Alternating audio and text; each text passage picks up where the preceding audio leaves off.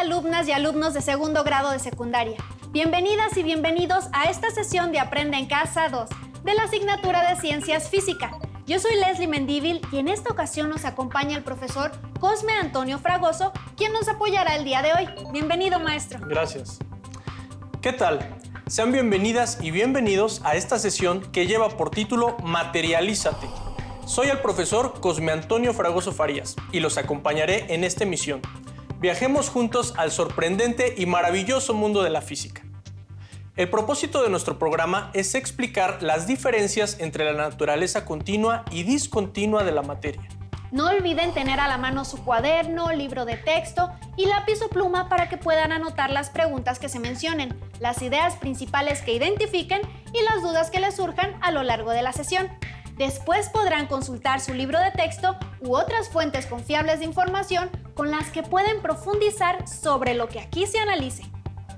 A continuación, leeré un breve fragmento de un interesante artículo científico de la revista de divulgación ¿Cómo ves?, publicada por la Universidad Nacional Autónoma de México.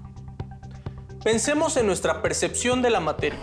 Las cosas están formadas por distintos materiales o por mezclas de estos, pero un material puro, el agua, los gases, los metales, parece estar compuesto por una única sustancia continua.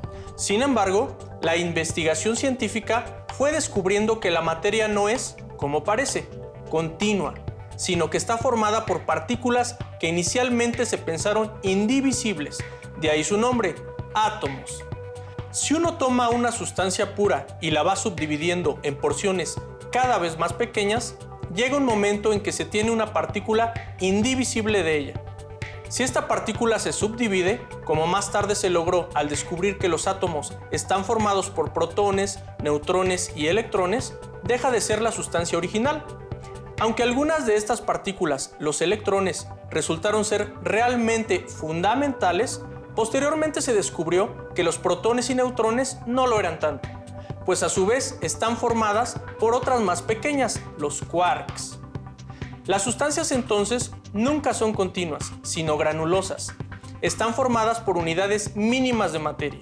Igual que una fotografía digital está compuesta por píxeles individuales. También la materia viva es granular. Los organismos están formados por sistemas, órganos y tejidos, pero todos ellos están a su vez compuestos por células. La célula es el cuanto, la unidad mínima de lo vivo. Si se separa en sus componentes, esa propiedad emergente que llamamos vida deja de estar presente, junto con sus propiedades características como la reproducción, la irritabilidad o la evolución. Desde hace más de un siglo, los físicos descubrieron que la radiación electromagnética, que hasta entonces se había manejado como formada por ondas continuas, está también cuantizada, formada por paquetes individuales llamados fotones. Así, desde el punto de vista de la mecánica cuántica, la luz se compone de partículas. Quizá esta granulosidad es una propiedad general del universo. Hoy se están estudiando teorías como la de cuerdas, que sugieren que incluso propiedades fundamentales del universo, como el espacio y el tiempo, podrían estar cuantizadas, formadas por unidades mínimas e indivisibles. Comencemos. Maestro, hablemos por favor acerca de la materia de las cosas. Recordemos que la materia es todo lo que ocupa un lugar en el espacio y posee masa. Es importante no confundir masa con peso. El peso depende directamente de la aceleración debida a la gravedad. Para tener un poco más de información sobre lo que es la materia, los invitamos a ver el siguiente video.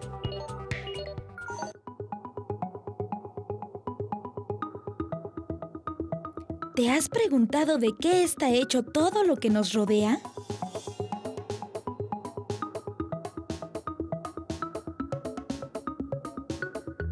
Estamos en el año 500 antes de nuestra era, en la antigua Grecia, cuando el filósofo Empédocles de Agrigento dio la primera respuesta a la pregunta ¿de qué está hecha la materia? Postuló la teoría de los 4 elementos. Todo está formado por una mezcla de aire, tierra, agua y fuego.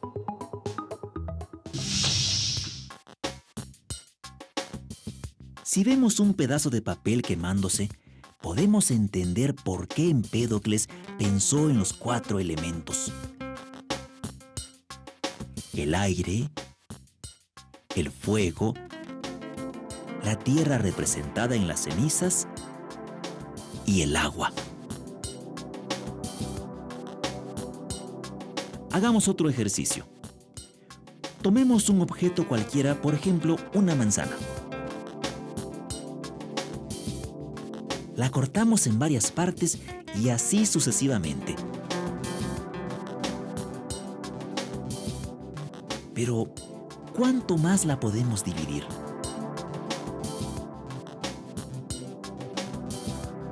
¿Existirá una parte que ya no se pueda fragmentar?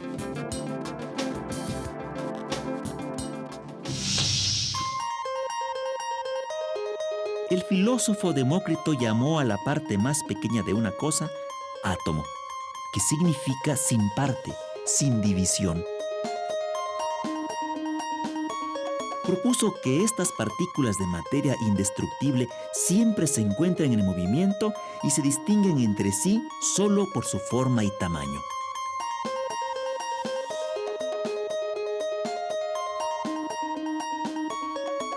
En el siglo III antes de nuestra era, Aristóteles rechazó la propuesta de Demócrito y retomó la idea de los 4 elementos.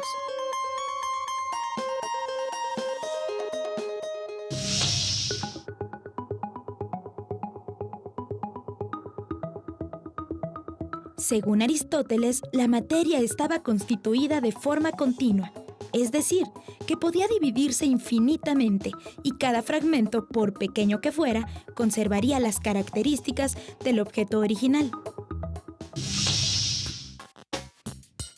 Pasaron más de 2000 años hasta que Dalton propuso un modelo atómico para explicar la constitución de la materia, similar al de Demócrito, pero con bases científicas. Las ideas atomistas griegas son una de las bases del pensamiento científico contemporáneo. La física, la química y la biología modernas se basan en que la materia está compuesta por átomos de diferentes elementos. A lo largo del siglo XX se han descubierto muchas partículas más pequeñas que un átomo. Según pudimos observar, a lo largo de la historia, desde filósofos hasta científicos, se han interesado por investigar de qué están hechas las cosas. Así es, desde la antigua Grecia se discutía si la materia se podía dividir infinitamente o si llegaba un momento en que era indivisible. ¿Qué nos puede decir sobre Aristóteles, profesor? Aristóteles pensaba que un pedazo de materia podía dividirse hasta llegar a un pedazo indivisible, es decir, consideraba que la materia era continua. Además, creía que la materia estaba constituida por 5 elementos fundamentales. ¿Te lo sabes? Yo creo que eran aire, agua, tierra y fuego. Falta uno, el éter, que era lo que él asociaba con lo que formaba las estrellas y los planetas. Interesante. ¿Y qué nos puede decir de Demócrito? Demócrito sostenía que un pedazo de materia podía dividirse hasta llegar a un pedazo indivisible, es decir, consideraba que la materia era discontinua. A este pedazo de materia que no puede ser subdividido lo llamó átomo. Dada la influencia que tenía Aristóteles en esa época, tuvieron que pasar más de 20 siglos para que alguien retomara parte de las ideas de Demócrito. Eso es muchísimo tiempo, maestro. ¿Verdad que sí? Algunas revoluciones científicas toman tiempo para trascender. Además, se me hacen muy interesantes estos aspectos sobre la materia. Veamos el siguiente video en el que nos darán información sobre cómo es que encontramos la materia en la naturaleza.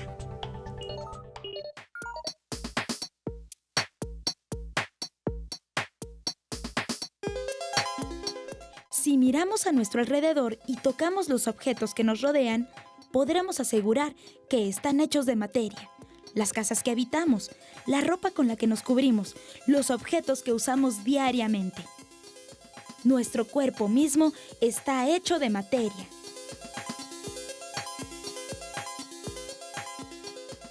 Hay cosas que no vemos, como el aire, que también están hechas de materia.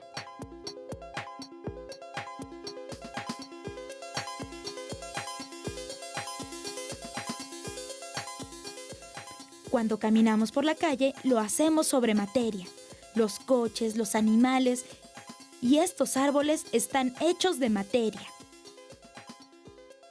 Y más acá, el río también está hecho de materia. La materia es sólida como la tierra, las casas, los animales y las plantas. Líquida como el río y el agua que bebemos, o gaseosa como el aire que respiramos. A estas formas de la materia se les llama estados de agregación. ¿Cuáles son las diferencias entre estos estados?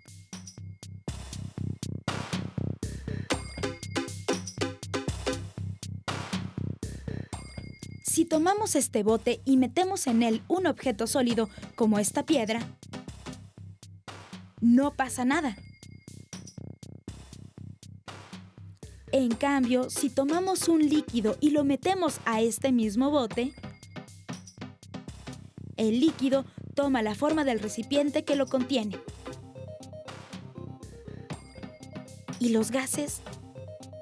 Si pudiéramos ver dentro de ese tanque de gas, veríamos que el gas ocupa todo el espacio disponible. Si tomamos un material sólido y tratamos de comprimirlo, no podemos. ¿Qué pasa con los estados de agregación de la materia?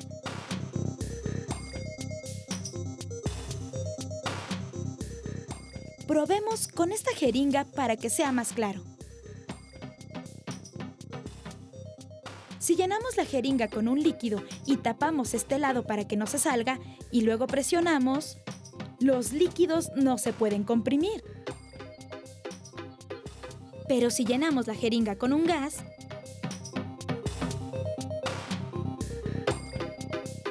el émbolo de la jeringa se mueve. Eso es porque el aire se está comprimiendo, pero llega un momento en que por más que presionemos, ya no se puede comprimir. Así que los gases sí se pueden comprimir. En el universo existe un cuarto estado de agregación de la materia, el plasma. Es como un gas, pero extremadamente caliente y está en condiciones que no ocurren cotidianamente.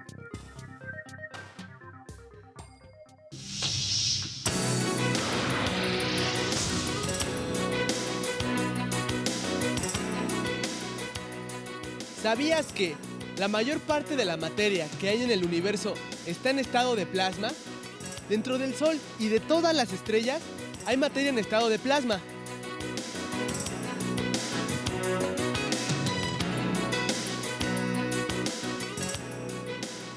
Pero no necesitamos salir de nuestro planeta para encontrar plasma. El plasma se puede producir de manera artificial en un laboratorio.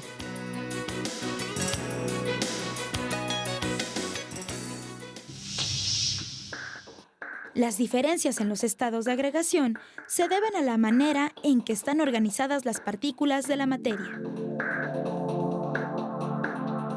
¿Te has preguntado cómo están organizadas las partículas en un sólido, un líquido y en un gas? Profesor, y después de Demócrito, ¿qué pasó con esas ideas sobre la materia? Al pasar tanto tiempo, Newton retomó sus ideas, quien pensaba que si se divide continuamente una porción de materia, como la gota de agua, llegará un punto en que se obtenga un pedazo muy pequeño, sólido e indivisible, al que llamó partícula o corpúsculo. Este pedazo conservaba las propiedades de dicha materia y tendría masa permanente. Además, se movería como dictan las leyes del movimiento. El modelo comenzado por Newton se fue nutriendo poco a poco con las aportaciones de diversos científicos. ¿Cómo quiénes, profesor? Bernoulli, un científico suizo, propuso que los gases estaban compuestos de pequeñas partículas esféricas en movimiento, separadas por distancias mayores al valor de su diámetro. Después, Clausius, un científico alemán, afirmó que las moléculas o partículas de un gas tenían una distribución de velocidades bien definida. Supuso que dichas partículas podían tener energía asociada a la rotación y vibración, además de la asociada a su movimiento de traslación. y reconoció el papel fundamental que tienen las colisiones en la dinámica de un gas. ¿Colisiones es lo mismo que choques, profesor? Exacto. Posteriormente, un científico escocés llamado James Clerk Maxwell describió un gas como un conjunto de un enorme número de partículas, cuyos movimientos estaban definidos a partir de las leyes de Newton. Sin embargo, se percató de que estudiar el movimiento de cada una de esas partículas resultaba imposible desde el punto de vista práctico y experimental, por lo que describió de manera estadística y predictiva su comportamiento. Maestro, creo que estas ideas sobre la naturaleza de la materia parecen no tener fin. Pero nuestro programa sí. Por eso, finalmente un científico austriaco de nombre Ludwig Boltzmann estableció la relación entre la temperatura de la materia y la energía de las partículas que la componen. Integrando todo ese conocimiento, Maxwell y Boltzmann propusieron un modelo científico para los gases, el cual es utilizado actualmente. Se le conoce como la teoría cinética de los gases y sirve, entre otras cosas, para predecir la variación de la velocidad de las partículas y para predecir cantidades macroscópicas como la presión y la temperatura en términos de las características microscópicas de la materia en estado gaseoso. La materia, además, tiene algunas propiedades como masa, volumen, densidad, viscosidad, maleabilidad. Les invitamos a conocer un poco más al respecto en la siguiente cápsula. Día con día, a nuestro alrededor, encontramos una gran cantidad de objetos y materiales. Con tan solo observarlos o tocarlos, podamos distinguir si son duros, rugosos, si son pegajosos, si pesan más o menos, si son transparentes u opacos, o si sus formas nos parecen poco comunes. Pero, ¿por qué todos los materiales son diferentes? ¿Qué otras características se podrían distinguir en cada uno de ellos?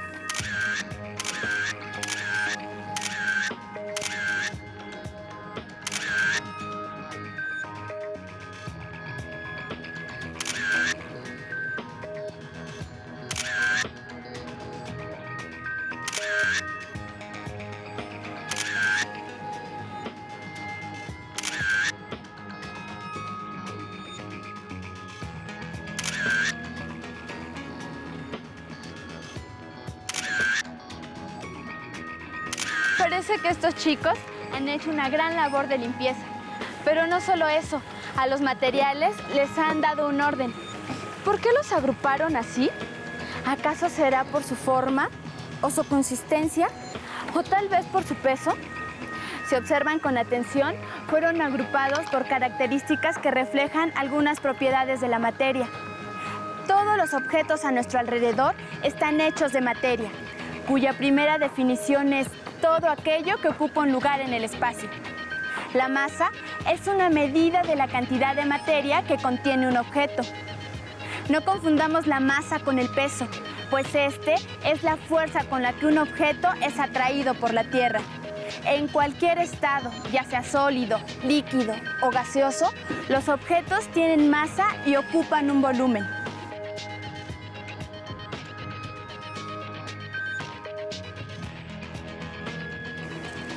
Por ejemplo, esta piedra tiene masa y ocupa un espacio determinado. ¿Cómo sabemos cuánta masa tiene y cuánto espacio ocupa? Veamos la siguiente experiencia. Si queremos medir la masa de distintos materiales, por ejemplo, 2 bolas de distinto material o 2 cubos de igual tamaño o 2 trozos de metales distintos, en estos 3 casos el espacio que ocupan los objetos es igual, pero tienen distinta masa.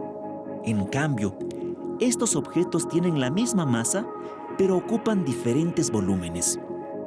¿Pueden ahora saber cuánta masa y cuánto espacio ocupa un objeto?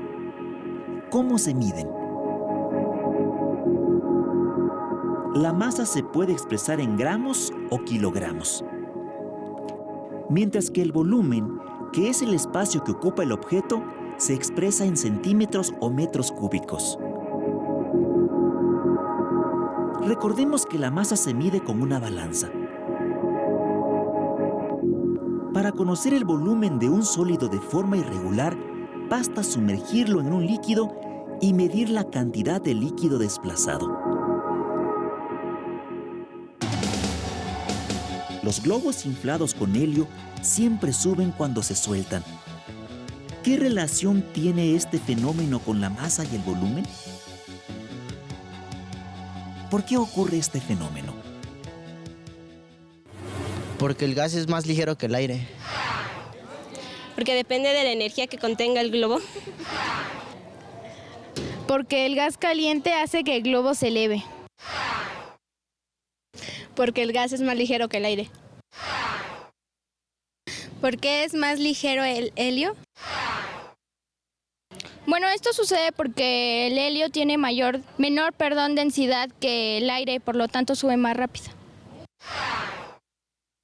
Por la temperatura que lleva dentro del globo.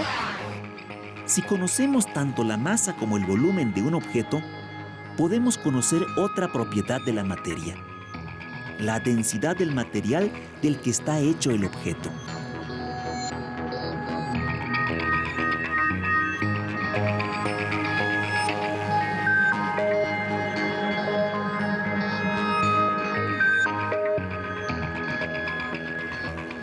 Para conocer la densidad de un material, es necesario medir su masa y el volumen que ocupa el objeto.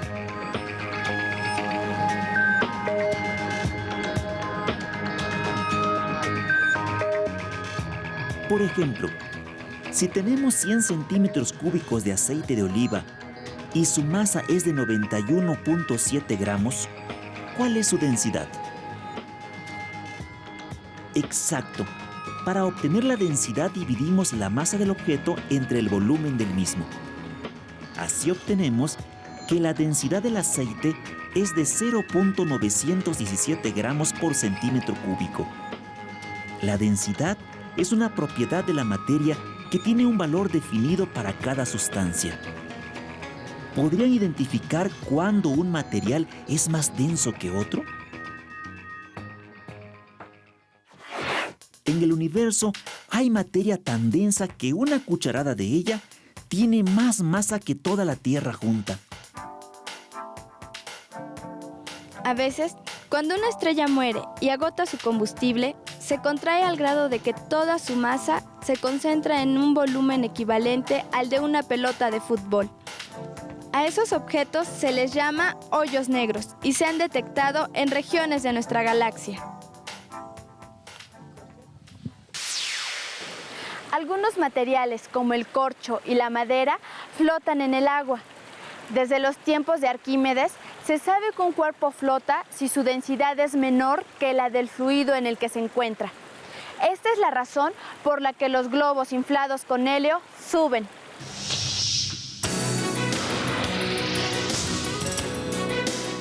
¿Sabías que si los barcos fueran de metal macizo, se hundirían? Los barcos son construcciones a las que se les deja grandes espacios vacíos en su interior. Ahí albergan aire, lo que hace que la densidad del barco sea menor a la del agua y en consecuencia flote. Gracias a esto, grandes embarcaciones cruzan los océanos llevando personas y objetos.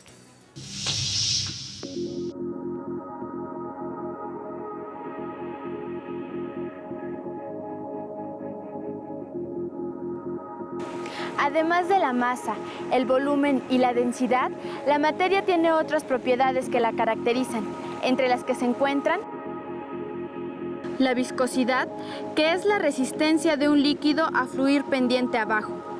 La dureza, en cambio, se refiere a la resistencia que tiene un objeto a ser rayado. La fragilidad es la facilidad con la que se quiebra un objeto. Por otra parte, la propiedad que tiene un material de recuperar su forma original después de ser deformado por una fuerza se llama elasticidad. Existen otras propiedades de la materia como la ductilidad, la maleabilidad y la porosidad.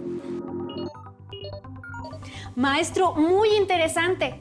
El recorrido por los descubrimientos y propuestas científicas sobre la naturaleza de la materia. Y para divertirnos con la naturaleza de la materia, ustedes podrán hacer un experimento muy divertido creando una masa juguetona. Se recomienda que recurran a la ayuda y supervisión de un adulto. Masa juguetona. ¿Y cómo la hacemos? El material que necesitamos es un vaso desechable, una cuchara, como sustancias 250 gramos de harina de trigo, 100 gramos de sal de mesa, 150 mililitros de agua, 4 cucharadas de aceite comestible, un sobre o gotas de colorante vegetal. El procedimiento a seguir es hacer un volcán de harina sobre la mesa y agregar sal. Verter el agua tibia en el vaso desechable y mezclar el colorante vegetal al gusto. Verter poco a poco la mezcla al volcán de harina y amasar hasta que no se pegue en tus manos. Agregar a la masa 4 cucharadas de aceite comestible. Podrás hacer diferentes figuras y utilizar moldes. Si se coloca dentro de un envase y se cierra herméticamente, la masa conservará sus propiedades y flexibilidad por más tiempo. Para terminar, les invitamos a que compartan lo que aprendieron el día de hoy. Investiguen acerca de la naturaleza continua y discontinua de la materia y reflexionen sobre la siguiente pregunta. ¿El conocimiento siempre está en construcción? ¿Creen que ya no hay nada por descubrir o explicar sobre la materia de las cosas o de qué están hechas? No olviden consultar su libro de texto en el tema correspondiente para profundizar o resolver las dudas que surgieron a lo largo de esta sesión. Con todo lo visto en esta sesión, a manera de producto, pueden elaborar un mapa mental o un cuadro comparativo donde incluyan las ideas principales sobre la naturaleza continua y discontinua de la materia. Agradecemos al maestro Cosme Fragoso por su intervención hoy y les invitamos a que continúen viendo las siguientes emisiones de Aprende en Casa 2 para el ciclo escolar 2020-2021. ¡Hasta la próxima! Si tienes dudas o necesitas ayuda, llama al Centro de Apoyo Pedagógico a Distancia.